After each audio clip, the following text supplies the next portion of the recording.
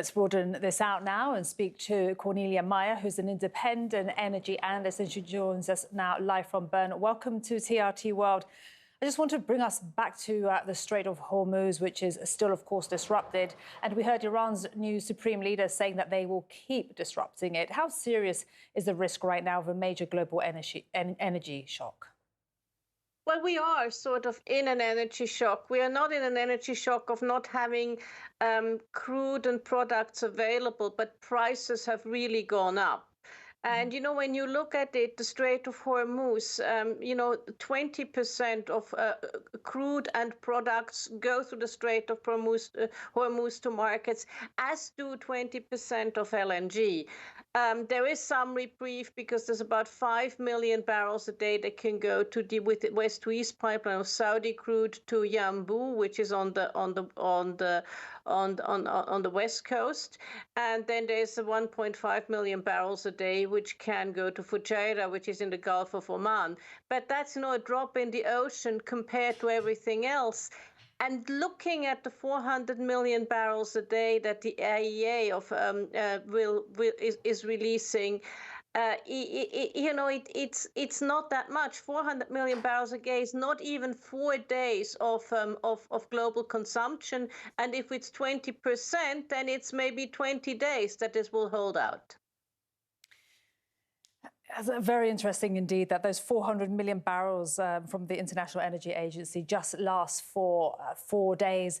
I want to come back to that to see what else they can do, because right now I've just seen that oil prices are, Brent crude has surged 11% over the week. That's 42% since the war on Iran started. And Donald Trump, he says many things about the timeline, but one of those things that he says is that he can keep fighting forever. When you hear that there is an extensive timeline, what goes through your mind, and what would that mean for oil prices? Well, it will mean skyrocketing oil prices. Oil prices will go higher. Inflation will be very, very high, and that will come back to bite, any Western government. And forget if inflation really rises, as we can see it rise right now, forget lowering interest rates. So that will not be good for business either. So we're looking for a very, very tricky situation for business. And I would like to quote the CEO of Aramco, who said, look, if this goes on too long, it will have really, really grave impact on the global economy.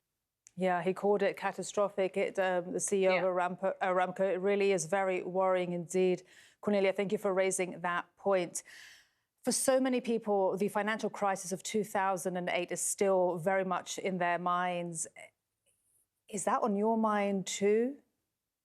Yes, it's on my mind too, because this is this will. High inflation will have a trickle-down effect. And I look at some of the Western economies. I look, let's say, at the locomotive of Europe, which is Germany. They had 2 years of recession. They now think this year they will have 1% of growth. Well, if this persists, that percent of economic growth is going to be gone. I also think further than that. I also think of developing economies, because inflation is bad, but 30% of nitrogen-based fertilizer has also to pass through the Straits of Hormuz. So if you have suddenly spikes in price of fertilizer, and it went up considerably, that will be very bad for food security, and it will be very bad for affordability of food.